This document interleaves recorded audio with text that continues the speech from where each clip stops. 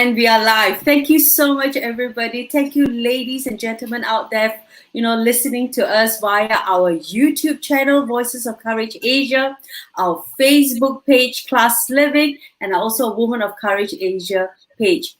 I'll be very honest, my name is Anita, but why I'm being honest is because I'm sitting in the midst of giants, ladies which some I secretly have a fan club of, but many I really do admire. So before we go on, I want to tell you here that you are not wasted your time. It's going to be a good 1.5 hours here, and we're going to answer a lot of your questions, especially the topic of transform with courage. So before, as we go on, let me just go round the clock, and you can wave when I call your name. Lillian, wave like you just don't care. And we got Cindy Leong from Relationship Studio. We got Carol Cocker. Hello, beautiful. And of course, the ever nice, the ever charming Sari Marsden.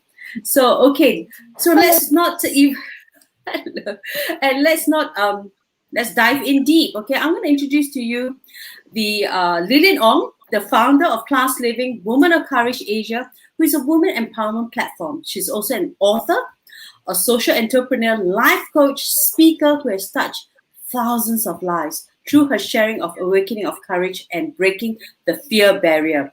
Lillian, has also volunteered in many projects around the region, including the Singapore Girls Home and the Mercy Team Cambodia. But what you didn't know for many years that who you see Lillian is today, she has a story, she has a background. And her background was she used to suffer from self-doubt and fear and battled with postnatal depression, body image issue, and attempted suicide a few times. Can't see that with this woman later when she opens her mouth and speaks. And Lillian, because of that, because of what she's been through, she's also very focused, in inspiring and empowering women. And that's why today we are here today. She wants to give her time and to find out, really help women out there, to really break the barrier of fear. So I'm going to give this time to Lillian. If you can just, introduce yourself and tell us how amazing you are. Thank you, Anita. Right, I think, Anita, you have introduced me already, actually. But the gist of my story is that, I went from being a very confused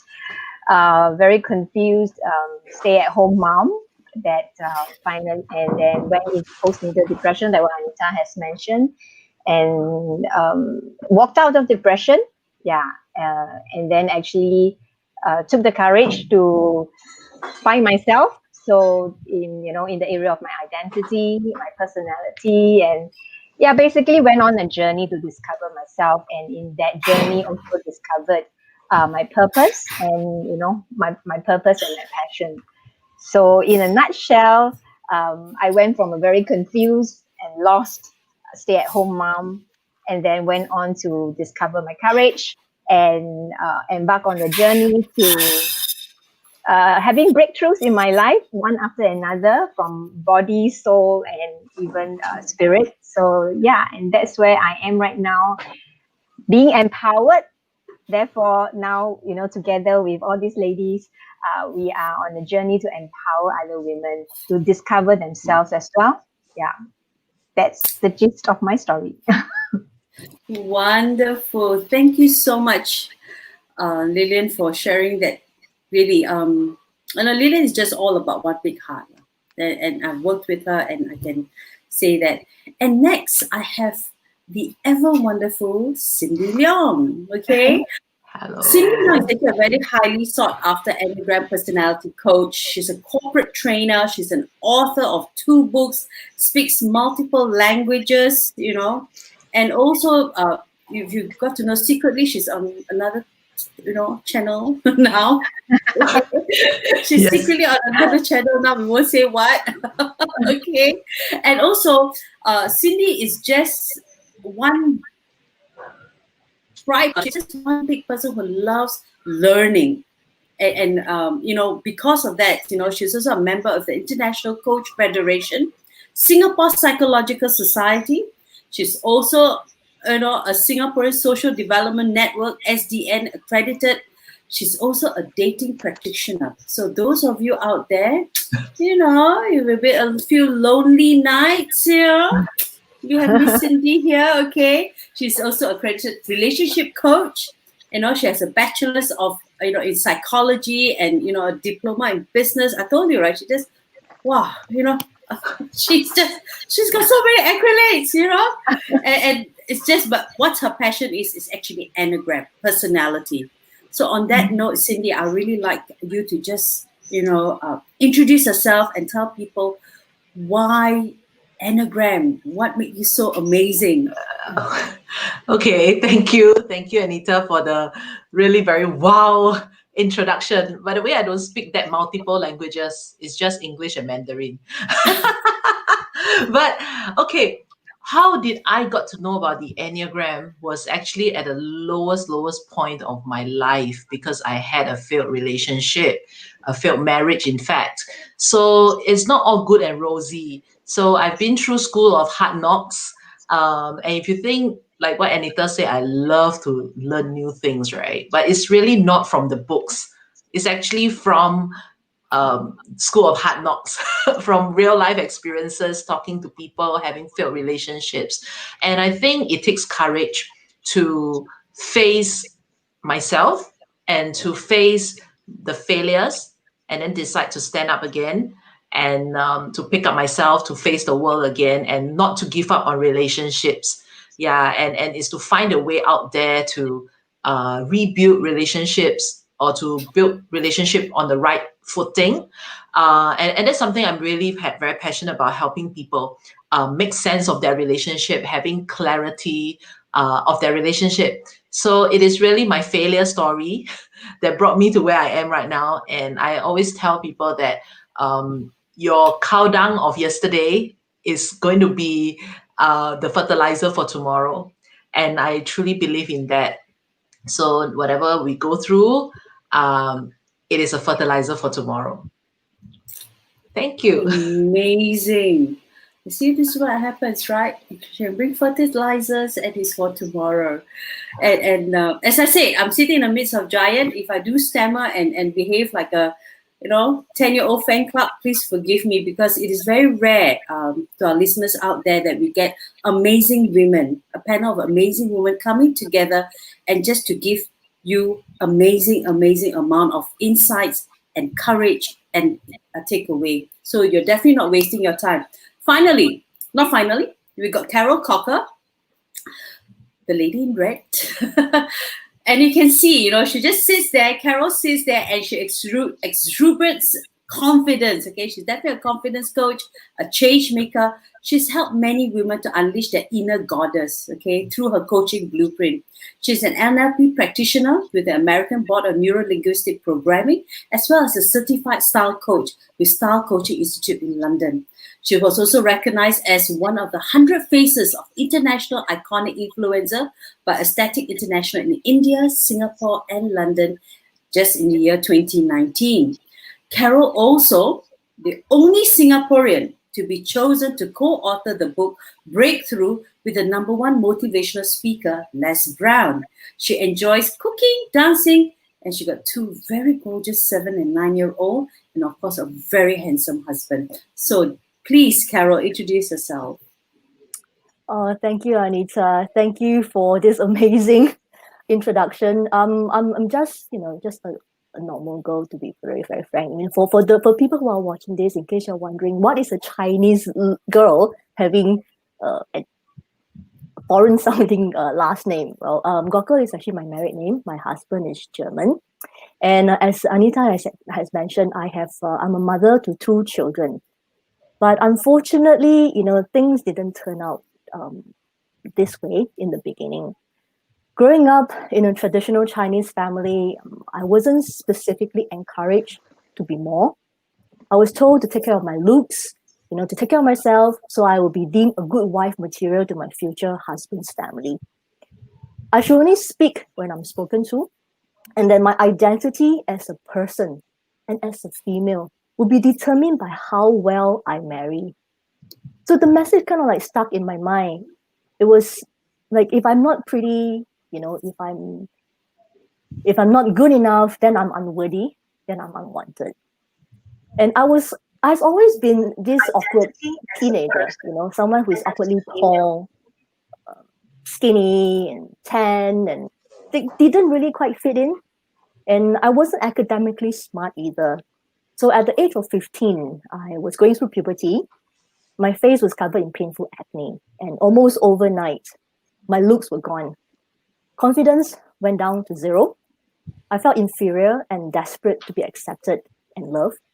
And I sought validation externally, eventually marrying the first person who made me felt visible and wanted. But what happened next was 13 years of psychological and emotional abuse. I had contemplated suicide. I couldn't get through with it, thankfully. And I suffered post-traumatic stress and was left penniless. And if not for a good friend and a coach for helping me with my first breakthrough, I wouldn't be here today, really doing what I do. So that's actually inspired me to become a confidence coach, realizing that I wasn't that confident in myself growing up, and I have all these conversations in my head, and that spurred me to become a confidence coach to help women. And I was also very glad I didn't kill myself as well, because I since found myself through coaching, met my soulmate, and now I have a life. So I'm very thankful to be able to be sitting here in the midst of the three others amazing women to share this conversation with you tonight. Thank you. Thank you so much, Carol. We are glad. We're glad you're here with us today. We're glad that you found your soulmate. And speaking of amazing women, we have none other than our final panelist here, Sari Marsden. Sari is a performance coach, a leadership trainer, co-author of Fit to Lead, and founding party of Serious Performance International. Okay, Sari has worked with people from a wide range of background and across both corporate and personal contexts all around the world, from Hong Kong, Singapore, Malaysia, Indonesia. Her clients, hear this, okay, Nike, Unilever, AXA, Apple, BMW, and the list goes on for both many countries in Indonesia too. So one also amazing thing about Sari is her vision.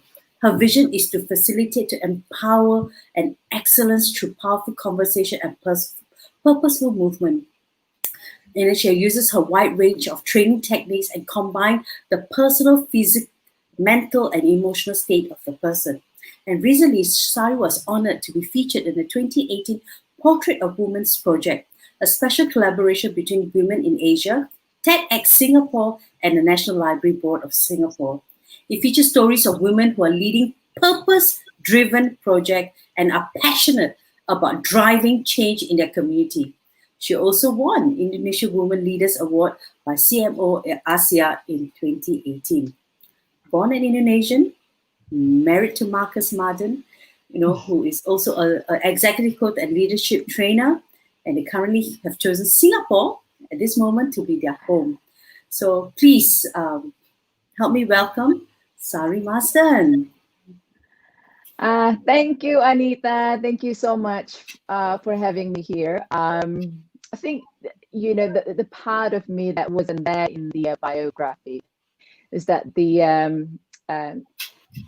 I used to have a career in radio broadcasting, and I used to be a program director when I was 25 years old, and my boss really trusted me to hold that space as a program director. But I grew up as someone who had this conversation in my head that I'm just a girl from a small hometown, and my job back then was to engage with the big personality type of people, and I didn't have that container, or that I didn't have the capacity back then. So I had that conversation that, oh gosh, I'm just a girl from the hometown, I don't know, I'm not good enough, I'm not smart enough, blah blah blah blah blah blah blah.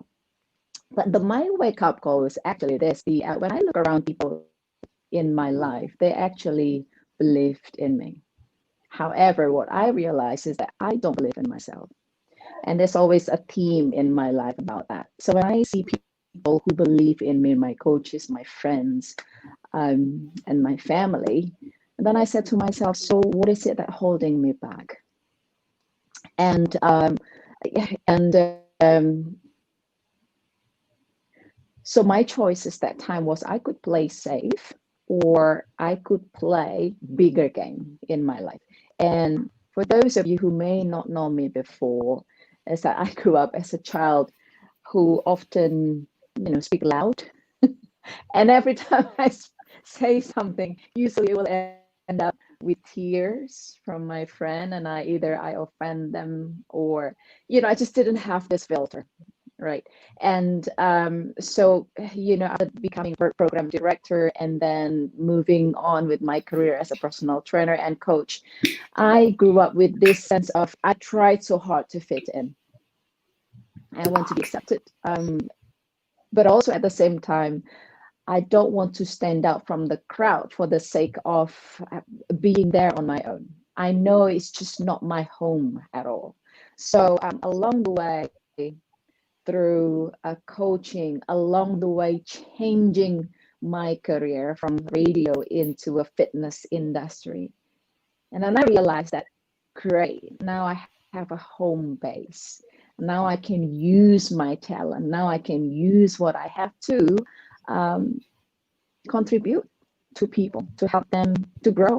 And therefore, I realized that my purpose in life over here is that I don't have to fit in and I don't have to stand out from the crowd as well. For me, it doesn't matter where I stand, as long as I stick to my purpose, that is, I want to be fit to lead.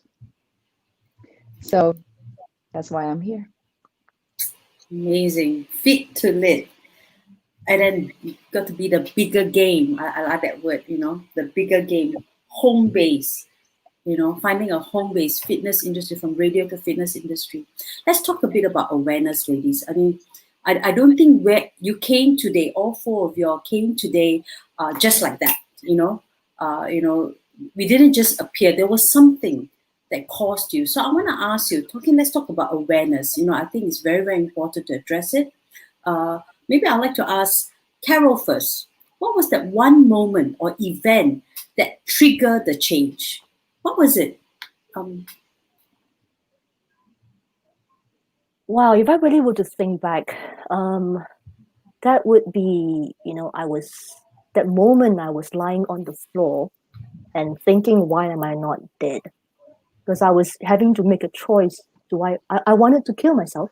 I didn't have the guts to do it. And that was that moment I was asking myself, why am I not dead? And having this thought. And then suddenly the thought just came in. If I were to die, then people who wanted me dead, wanted me to fail, would have won. So that was the moment that I switched over.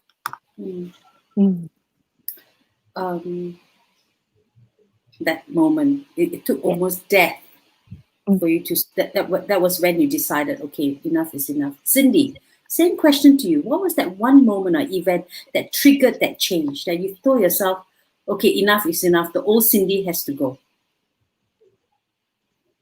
You're muted, darling.